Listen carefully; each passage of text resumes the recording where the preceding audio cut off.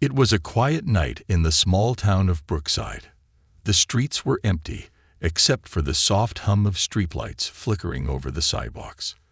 Most people were asleep, tucked away in their warm homes. But something was about to change, something that no one in Brookside could have predicted. Leo sat by his window, staring at the stars. He wasn't sure why he couldn't sleep, but something felt strange in the air. The town was too quiet, and even the usual chirping of crickets had faded. As he gazed at the sky, a sudden flash of light streaked across the darkness. It wasn't like a shooting star. This light moved slowly, deliberately, as if it were searching for something. Moments later, the light grew brighter, and a strange shape appeared above the town. It wasn't an airplane. It was smooth, silver, and silent as it hovered just beyond the treetops. Leo's eyes widened as the object descended slowly into the forest near his house. His heart pounded. Without thinking, he grabbed his jacket and slipped outside. The cold night air brushed against his skin, but he barely noticed. Curiosity pulled him forward. He wasn't the only one who saw it. Lights flicked on in nearby houses, and shadows appeared behind curtains. By the time Leo reached the edge of the forest, a small crowd had gathered. People whispered to each other nervously, unsure whether to stay or run back home. "What is that?" someone murmured. "I don't know, but it's not from here," another replied. Before anyone could answer, the strange object shifted. A soft hiss escaped from the base, and a doorway slid open. A figure stepped out, silhouetted against the glowing light inside. Leo's breath caught in his throat. It was a girl, at least she looked like one. She had 2 arms, 2 legs, and stood about his height, but her hair shimmered like liquid silver, and her eyes glowed faintly in the dark. Her skin was pale, almost translucent, and she wore a suit that hugged her frame, blinking softly with tiny lights. The crowd backed away, unsure what to make of her. But Leo didn't move. He watched closely as the girl stepped forward, her gaze scanning the faces before her. She didn't seem scared. If anything, she looked curious. Who are you?" Leo finally asked, his voice shaking slightly. The girl tilted her head. For a moment, she said nothing. Then she raised her hand, palm facing outward in a strange gesture. It wasn't threatening, but it was unfamiliar. The crowd murmured again.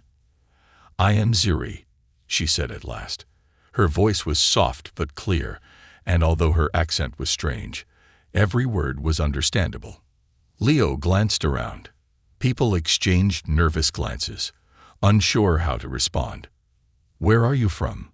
someone else asked. Ziri looked up at the stars. "Far away," she answered simply. The silence stretched. It wasn't the answer anyone wanted.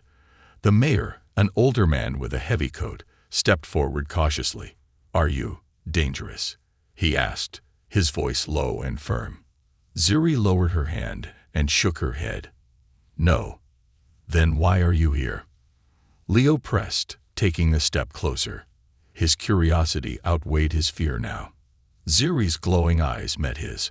"I came to learn," she replied. "To understand your kind." The words hung in the air like a weight no one could shake. It wasn't every day that something from another world appeared asking to understand humans.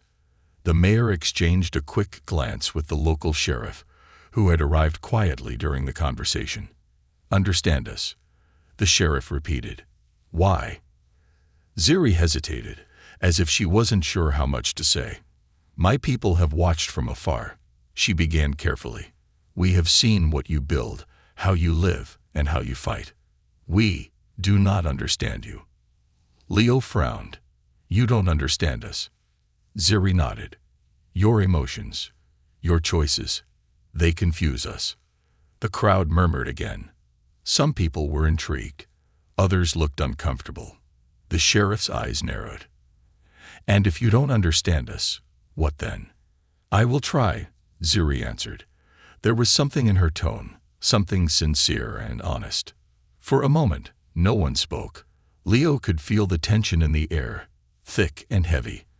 But despite the unease, he took another step closer to Ziri. "I can help you," he said quietly. The crowd turned toward him, surprised. The mayor opened his mouth to object, but Leo ignored him. Ziri's gaze softened slightly. "You will?" she asked. Leo nodded. "Yeah, I mean, someone has to." A faint smile touched Ziri's lips, and for the first time, Leo saw a flicker of relief in her eyes. As the crowd watched in silence, Leo extended his hand. Ziri hesitated for just a moment before placing her palm gently against his. The lights on her suit glowed softly, as if responding to his touch. That night, in the quiet town of Brookside, humanity's first real contact with an alien wasn't marked by war or fear. It was marked by a handshake, and the beginning of something neither Ziri nor Leo could fully understand yet. The sun had barely risen over Brookside when the town square buzzed with rumors. By morning, everyone knew about the strange girl named Ziri. Some called her an angel. Others whispered about alien spies or secret government projects, but no one could deny she was real. Leo found Ziri sitting quietly on the edge of the forest, just beyond the crowd's watchful eyes. She didn't seem bothered by the attention.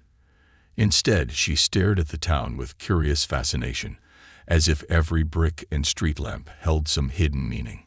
"You're gonna get a lot of stares if you just sit here," Leo said, stepping beside her. Ziri glanced at him, tilting her head. "Humans observe things they fear," she replied. Her voice had a calm, almost musical quality, but her words felt heavier than they should. Leo shrugged. "Yeah, we do that, but you don't seem scared of us." "I am not." Ziri's glowing eyes met his. "Should I be?" Leo thought for a moment. "Nah, we're mostly harmless. Mostly." He gave her a crooked smile, but Ziri didn't laugh. Humor, it seemed, was something she hadn't learned yet. She stood and dusted herself off, though the shimmering suit she wore never seemed to gather dirt. "You said you would help me understand humans," Ziri reminded him. "Where do we begin?" Leo scratched his head, suddenly realizing the weight of his offer. "Well, I guess we could start with something simple. Ever been to a diner?" Ziri frowned slightly. "What is a diner?" Leo grinned. "You're gonna love this."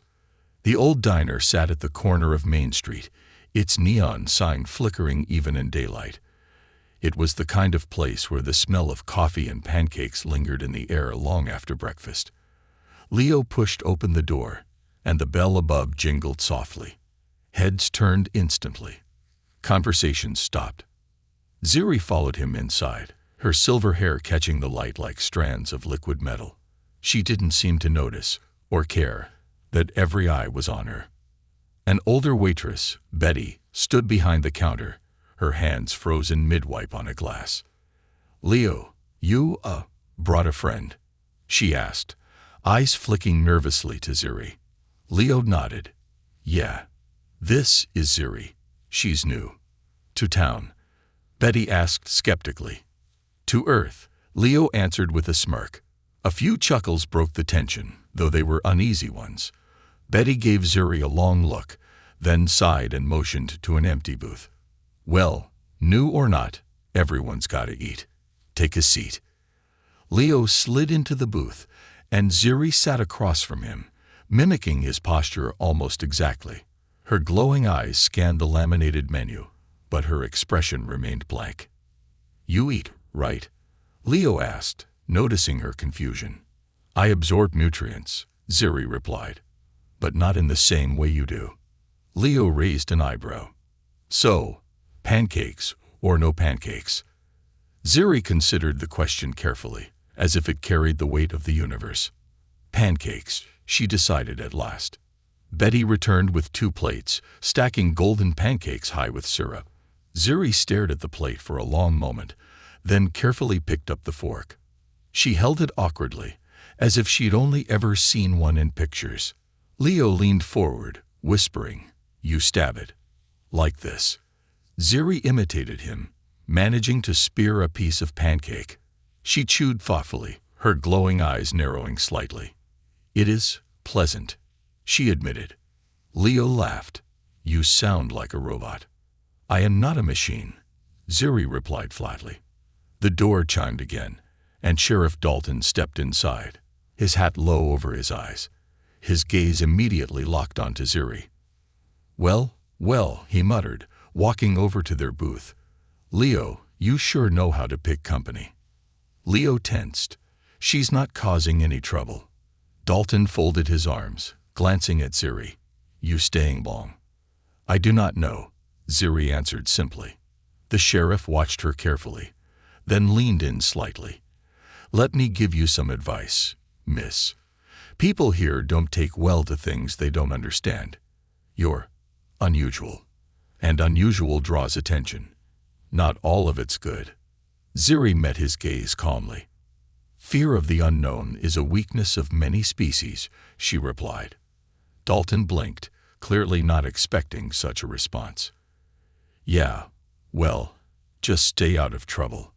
He nodded to Leo and left, but the tension hung in the air, even after he was gone. Leo sighed. That could have gone worse. Ziri didn't answer. She stared at the sheriff's retreating figure, as if studying him. Humans place great value on control, she said quietly, even when faced with things they cannot control. Yeah, I guess we do. Ziri set her fork down and folded her hands on the table. I have much to learn, she admitted. Leo smiled. Good thing you've got me, huh? Ziri's eyes softened slightly, and this time, Leo thought he saw the faintest flicker of amusement. The first step of understanding humanity, it seemed, began with pancakes. Days passed, and Ziri's presence in Brookside became the town's greatest mystery. People whispered about her in grocery stores, debated her existence over morning coffee, and kept their distance whenever she appeared. Yet, despite the curiosity and fear, Ziri remained calm, as if the world around her moved at a different speed. Leo found her sitting by the lake one afternoon, watching ducks glide across the water. She had been doing that for hours. Don't you get bored? Leo asked, skipping a stone across the surface. Ziri's glowing eyes followed the ripples. I do not experience boredom the way you do, she replied. I find this peaceful. Leo smirked. Yeah, well, you can't just sit by the lake forever. If you want to understand humans, you need to live like one. Ziri turned to him, tilting her head slightly. How do I do that? Leo thought for a moment. You start by doing normal things. Go places. Talk to people. I dunno. Blend in. Blend in, Ziri repeated, as if testing the phrase. I do not look like the others. Leo laughed. Yeah, the glowing eyes kinda give you away. Ziri frowned. For the first time, she seemed unsure. Am I too different? Leo's grin softened. Nah, difference not bad. Just noticeable. Ziri considered his words carefully. Then, as if deciding to commit fully to the idea, she stood up. I will attempt to blend in. Show me how. The local fair had come to town, filling the streets with the smell of fried food and the sound of carnival games. Bright lights decorated every corner, and families wandered between rides and booths. Ziri followed Leo closely, her gaze darting from one attraction to the next. Children laughed as they spun on the carousel, and teenagers lined up to test their strength at the hammer game. To Ziri, it must have looked like organized chaos. What is the purpose of this event? Ziri asked, watching as someone won a large stuffed bear. Leo shrugged. It's just for fun. Fun, Ziri echoed, as if the concept was entirely foreign. Leo smiled. Come on, let's try something. He led her to a booth lined with small balloons and handed her a dart. You throw this at the balloons. If you pop enough, you win a prize. Ziri inspected the dart with narrowed eyes. A simple task, she said. Yeah, but it's harder than it looks. Ziri raised her arm and, with precise focus, threw the dart. It sailed perfectly, popping 3 balloons in a row. The booth worker blinked in surprise. Ah, congratulations. The worker muttered, handing Zuri a stuffed rabbit. Zuri held it carefully. Is this the reward? Leo laughed. Yeah, people love winning stuff, even if it's just a toy. Zuri examined the rabbit, running her fingers over its soft fur. Humans value objects connected to experiences, she noted. Leo watched her for a moment, realizing that she wasn't just observing. She was analyzing everything. Sometimes it's not about the object, he explained. It's about the memory of winning it. Zuri looked at him thoughtfully. Memories hold value. Exactly. As they wandered through the fair, more people began to notice Zuri. Some whispered, others stared, but no one approached. That changed when a small girl tugged at her mother's sleeve and pointed directly at Zuri. Mommy, her hair sparkles. Zuri crouched slightly, lowering herself to the child's height. The girl stepped forward hesitantly, eyes wide with curiosity. You are not afraid of me? Zuri asked softly. The child shook her head. No, you're pretty. A faint smile crossed Zuri's lips. Thank you. The mother pulled her daughter back gently, offering Zuri a polite but nervous nod before leading her away. Leo watched the interaction, impressed. You're pretty good with kids. They are not complicated, Zuri replied. They do not fear what they do not understand. Later that night, Leo and Zuri sat by the edge of the fairground, watching fireworks explode in the sky. Zuri's gaze never wavered as the colors reflected in her glowing eyes. Why do you celebrate like this? She asked over the distant sound of cheering. Leo leaned back on his elbows. People need moments like this. Life's hard. Sometimes you need to forget about all the bad stuff and just enjoy being here. Zuri considered his words, her expression thoughtful. Does your world have fairs? Leo asked. Zuri's eyes dimmed slightly. No, my world does not celebrate in this way. Leo frowned. Why not? Zuri hesitated, as if searching for the right words. We are efficient. Our society values progress and survival above all else. Emotions are secondary. Leo sat up, watching her closely. That sounds kinda cold. Zuri nodded slowly. Perhaps. That is why I am here. We see that humanity thrives not only because of logic, but because of things we cannot quantify. Emotions, connections, hope. Leo smiled softly. Yeah, we're weird like that. Zuri turned to him, her glowing eyes meeting his. It is not weakness, she said quietly. It is your strength. For the first time, Leo felt the weight of her words. Zuri wasn't just here to learn. She was here to understand something her people couldn't grasp. As the fireworks faded into the night sky, Leo realized something else. Maybe Zuri wasn't the only one learning.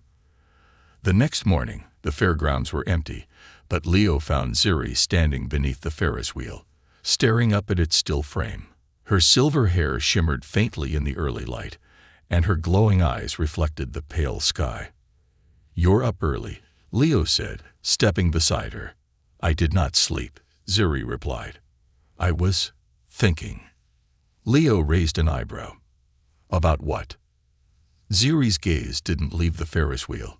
Humans place great importance on moments of joy, even when they know such moments are temporary. It fascinates me. Leo stuffed his hands into his jacket pockets. Yeah, well, life's short. Gotta grab the good stuff when you can. Zuri finally turned to face him. There was something different in her expression, something distant.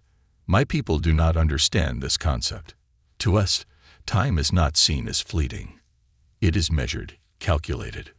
Leo frowned. That sounds exhausting. Zuri nodded slightly. It is. They stood in silence for a moment before Zuri spoke again. I believe it is time I shared the truth with you. Leo's curiosity piqued. The truth. Zuri took a slow breath, as if preparing for something heavy. I was not sent here simply to observe. I carry a message. A warning. Leo's stomach tightened. A warning. Ziri's gaze hardened, and for the first time since she arrived, there was a weight behind her glowing eyes that made Leo uneasy. "My world is dying," she said softly. "The resources that sustain us are depleting. Our attempts to reverse the damage have failed." Leo's mind raced. I'm sorry. But what does that have to do with us?" Ziri stepped closer, her voice lowering. "Your planet, Earth, is not the first world we have observed." Leo's eyes narrowed. "Wait, are you saying you've watched other planets die?" Ziri hesitated but nodded. "Yes, we believe we could learn from their mistakes, but each time we arrived too late. Civilizations collapse under the weight of their own progress.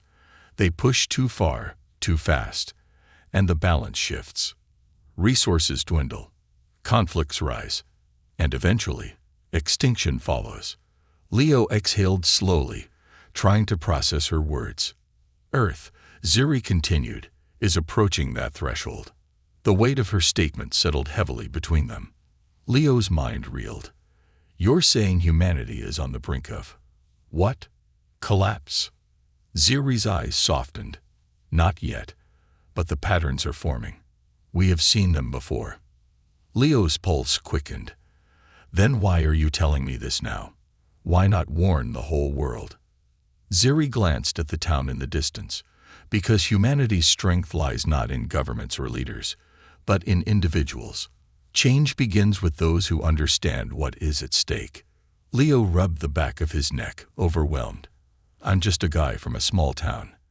How am I supposed to change anything?" Ziri's gaze didn't waver.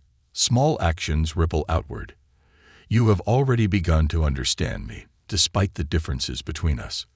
That understanding is powerful."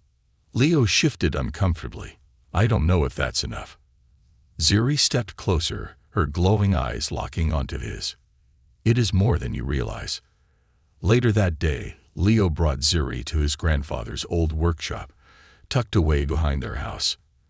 Dusty tools lined the walls, and shelves were cluttered with unfinished projects.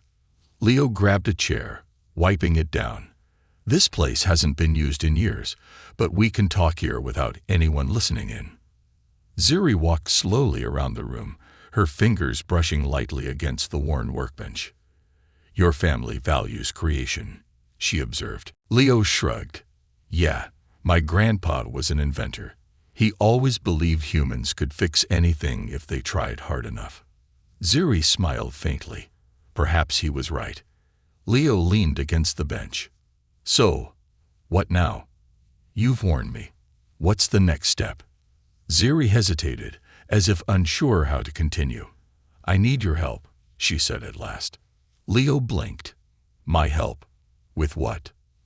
Ziri held out her hand. From her palm, a small glowing device emerged, humming softly with energy.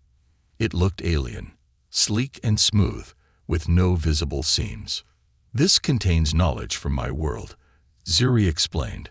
"Technology, medicine, and information that could help your people avoid the same fate as others." Leo stared at the device, realization dawning.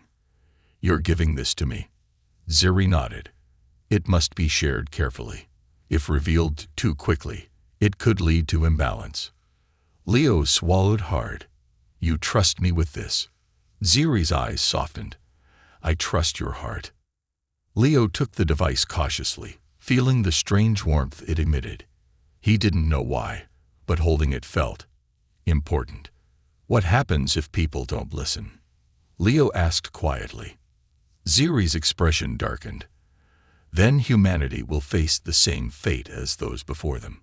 A long silence stretched between them. Finally, Leo clenched his fist around the device. "I won't let that happen," he said firmly. Ziri's faint smile returned. "I believe you."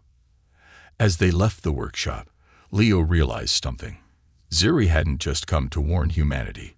She had come with hope. And maybe, just maybe, that hope was enough to change everything. It started small. Whispers in the town square, curious glances that lingered a little too long. But soon, the presence of an alien girl living among them couldn't stay quiet forever. The day after Leo received the strange device from Ziri, everything changed. Leo was walking Ziri through the back streets of Brookside, hoping to avoid attention, when the first sign of trouble appeared. A group of men stood at the corner, their voices low but tense. Sheriff Dalton was at the front, his hand resting on the pistol strapped to his side. "There she is," one of them muttered as they spotted Ziri. Leo instinctively stepped between them. "She's not here to hurt anyone," he said firmly, feeling his heart race. Dalton's gaze hardened. "That's not the point, Leo. You know as well as I do. People are scared. We don't know anything about her. Where she came from, what she's capable of." Leo clenched his fists. "She saved that kid at the fair last week when he almost fell off the ride. Or did everyone forget about that already?" A few men shifted uncomfortably, but Dalton didn't waver. "It's not about what she's done. It's about what she could do." Ziri stepped forward, calm as ever. "I mean no harm," she said softly. Her glowing eyes met Dalton's without flinching. "I came here to learn, to understand, but fear clouds judgment." Dalton's jaw tightened. "Then why are you hiding things from us?" Leo felt his pulse quicken. "She's not hiding anything." The sheriff took a step closer, his voice low and dangerous. "Is that so? Because we found something last night." Leo exchanged a glance with Ziri. "What did you find?" Leo asked, trying to keep his voice steady. Dalton reached into his coat and pulled out a small metal fragment, smooth and faintly glowing, similar to the device Ziri had given Leo. "This was found near the lake," Dalton said. "It's not human-made. Looks like it came from her." Ziri's gaze lowered slightly. "It is a part of my technology," she admitted. Dalton's grip tightened on the fragment. "And what exactly does this do?" "It is harmless," Ziri replied. "A fragment from a communications device. It holds no threat to your people." Dalton narrowed his eyes. "And we're just supposed to take your word for it." Leo stepped in again. "Dalton, come on. You're acting like she's planning something." Dalton's gaze shifted to Leo, cold and sharp. "I don't trust things I don't understand, Leo. And right now, there's a whole lot I don't understand." Ziri's calm exterior didn't crack, but Leo could see the faint tension in her shoulders. "You don't need to understand everything," Ziri said gently. "You only need to trust." Dalton stared at her for a long moment before pocketing the fragment. "We'll see about that." He turned to his men. "Let's go." As the group disappeared around the corner, Leo exhaled in relief.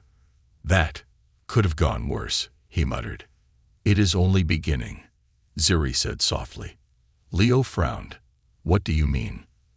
Ziri's gaze drifted toward the horizon. "Fear grows. It will not stop until confronted directly." That night, Leo stayed up late, sitting on the roof of his house with Ziri. The stars above shimmered, but Leo couldn't shake the feeling that the ground beneath him was shifting. "You really think Dalton's going to push this?" Leo asked. Ziri's glowing eyes watched the sky. "Yes. Fear of the unknown often leads to conflict. If I remain silent, it may escalate." Leo sighed. "I thought small towns were supposed to be peaceful." Ziri glanced at him. "Even peaceful places hold fear. It is universal." Leo leaned back, staring at the stars. "So what do we do?" Ziri hesitated. "Perhaps it is time to show them." Leo sat up. "Show them what?" Ziri lifted her hand, and the small device she had given Leo reappeared, glowing softly in the night. "The knowledge I shared with you. Perhaps it is time to share it with others," she said.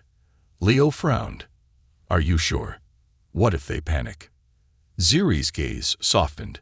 "If fear grows in darkness, perhaps light is the answer." The next day, Leo stood nervously in the town square. A small crowd had gathered, curious faces peeking from windows, shopkeepers leaning against doorframes. Word had spread quickly. Ziri stood beside him, calm as ever. Sheriff Dalton and his men stood at the edge of the crowd, arms crossed. Leo cleared his throat. "Oh, thanks for coming. I know things have been a little weird lately, but Ziri has something she wants to share with all of you." The crowd murmured quietly. Ziri stepped forward and held out the glowing device. "This," she began, "is a fragment of my world's knowledge. It contains advancements that could benefit your people, medicine, energy, solutions to problems that may one day threaten this planet." Dalton narrowed his eyes. "Why now?" Ziri's gaze didn't waver. "Because trust cannot grow in secrecy." Leo watched as the crowd shifted, their curiosity beginning to outweigh their fear. "I do not ask for trust immediately," Ziri continued. "I only ask that you listen." A long silence followed. Then, slowly, an older woman stepped forward. It was Betty from the diner. "If she wanted to hurt us, she could have done it already," Betty said, folding her arms. "I say we hear her out." Others began to nod, and even Dalton's stern expression softened slightly. Leo smiled. Maybe, just maybe, things were starting to change. The air felt heavier the following day, as if the entire town was holding its breath. The device Ziri revealed had sparked curiosity, but curiosity was a fragile thing, easily twisted by doubt. Leo sat on the steps outside the old library, watching as small groups of people whispered to each other, casting glances toward the forest where Ziri often stayed. "She shouldn't have shown them," Leo muttered under his breath, kicking a loose pebble down the street. "She needed to," Ziri's voice replied softly from behind him. Leo turned, startled to find her standing in the shadow of the library entrance. As always, she moved quietly, almost like she belonged to the air itself. "I still think it was too soon," Leo said, running his fingers through his hair. Ziri stepped down, sitting beside him. "Trust does not grow without risk," she replied, her glowing eyes reflecting the afternoon sun. "But fear needs only a spark to ignite." Leo shook his head. "Yeah, and Dalton's the one holding the match." The sheriff hadn't openly opposed Ziri's presentation, but Leo had seen the way Dalton's eyes lingered on the device. There was something calculating in his gaze, a weight that hadn't been there before. Ziri sat quietly for a long time, her expression unreadable. Then, finally, she spoke. "There is something I have not yet told you." Leo's brow furrowed. "There's more." Ziri hesitated. "The warning I gave you, the one about Earth approaching a threshold. It is closer than I first believed." Leo's heart skipped. "Closer? How close?" Ziri lowered her gaze.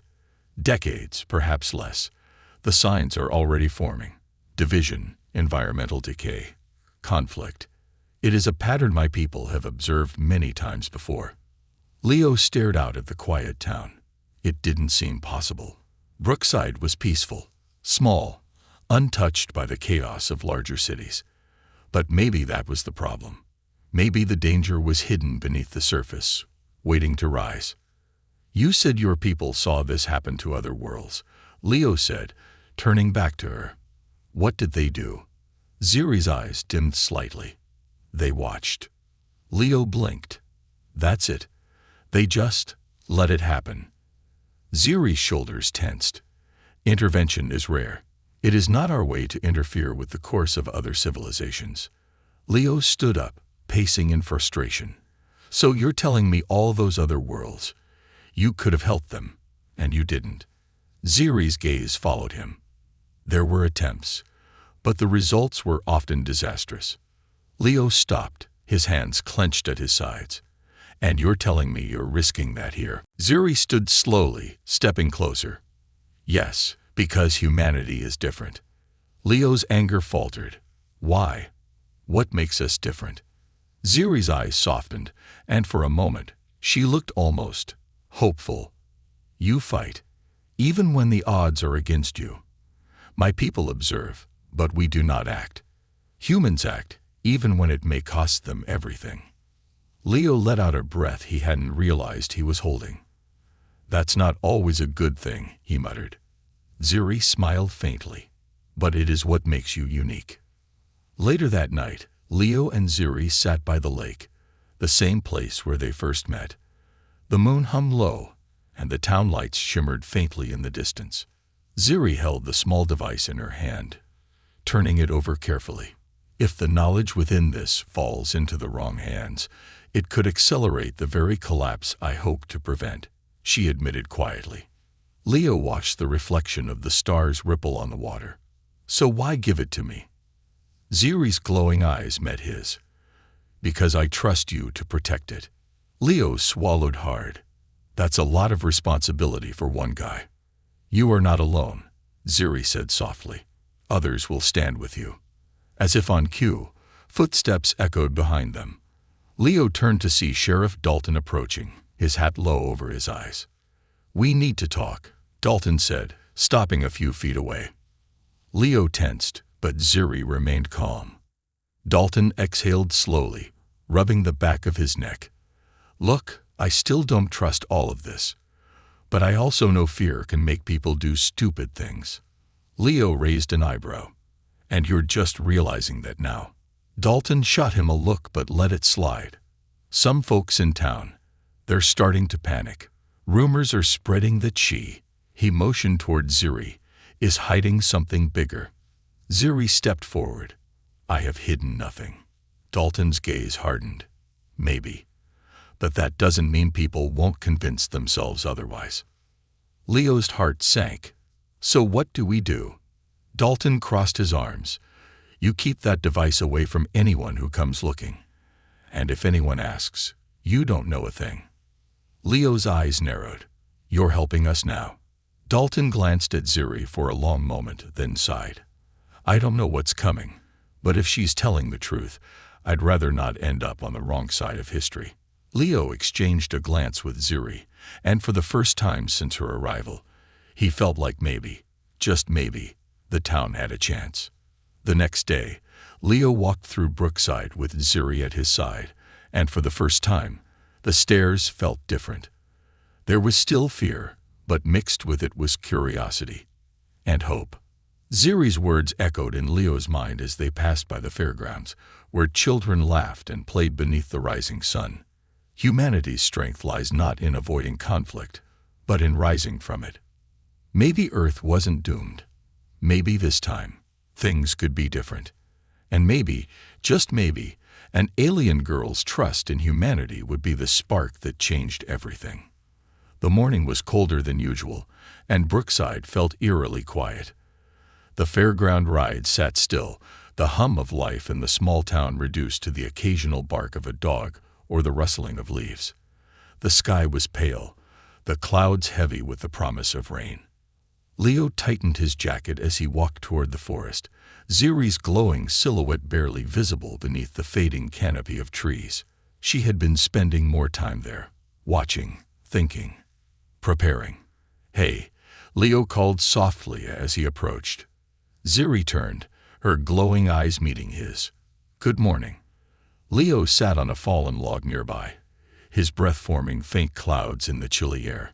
You've been quiet since Dalton came by. Something on your mind? Ziri hesitated. Yes, I am. Uncertain. Leo frowned. Uncertain? You? She nodded slowly, her gaze drifting to the lake that shimmered just beyond the tree line.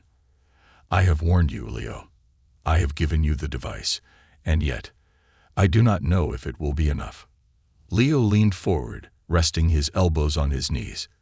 You can't fix everything overnight. People need time to process. They'll come around.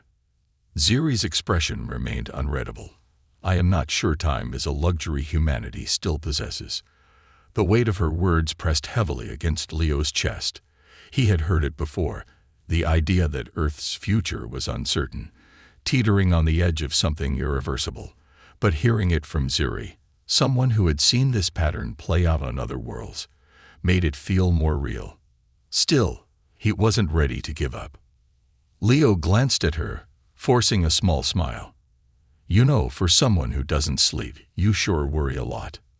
Ziri raised an eyebrow. Worry is unusual for me. Well, welcome to humanity, Leo said, nudging her playfully with his elbow. We worry about everything. Ziri's faint smile appeared, the small gesture warming the air between them. Later that afternoon, Zuri and Leo stood in the center of town, where a makeshift gathering had formed.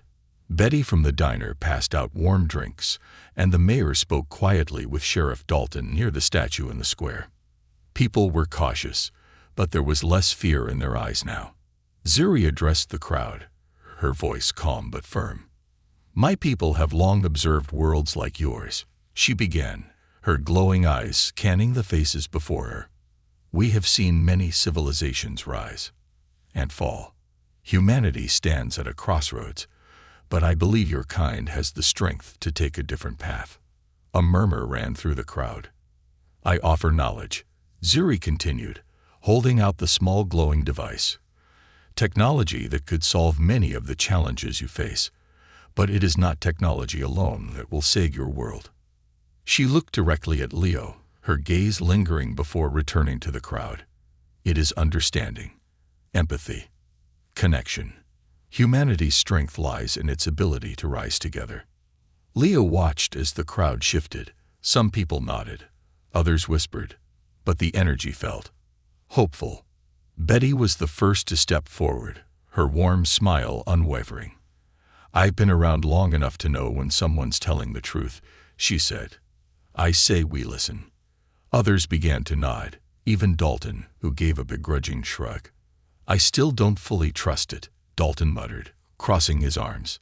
"But if there's even a chance she's right, it's worth the risk." Leo felt relief wash over him. Days passed, and something remarkable began to unfold. Zuri spent her mornings at the community center, sharing fragments of knowledge through the glowing device. Engineers from nearby towns visited, eager to learn. Doctors and scientists arrived, their skepticism slowly replaced with fascination. The town that once watched her with suspicion now treated her as one of their own. Leo watched the transformation closely, but he couldn't shake a lingering question. One evening, as they walked along the lake's edge, he finally voiced it. "Zuri, what happens to you when all of this is done?" She glanced at him, her glowing eyes soft beneath the fading sunset. "I will return to my people." Leo's heart sank slightly. He had known the answer, but hearing it aloud made it feel more real. "You could stay," Leo suggested, trying to keep his voice light. "We've got fairs, pancakes. I mean, what more could you want?" Zuri smiled gently. "Your world is beautiful, Leo, but my mission was never to stay. It was to guide." Leo nodded slowly. "Yeah, I figured." They stood in silence for a moment, watching as the stars began to flicker to life above them. But Zuri added quietly, "I will return one day." Leo glanced at her, surprised. "You will?" Zuri nodded. "Your world has much to teach mine. I believe we have more to learn from each other." Leo grinned. "I'll hold you to that." As they walked back toward town, Leo realized something. Zuri's arrival hadn't just changed Brookside, it had changed him. Hope, he realized, wasn't just something you waited for. Sometimes it was something you built, piece by piece. And maybe, just maybe, Zuri's quest to connect with humanity was just the beginning.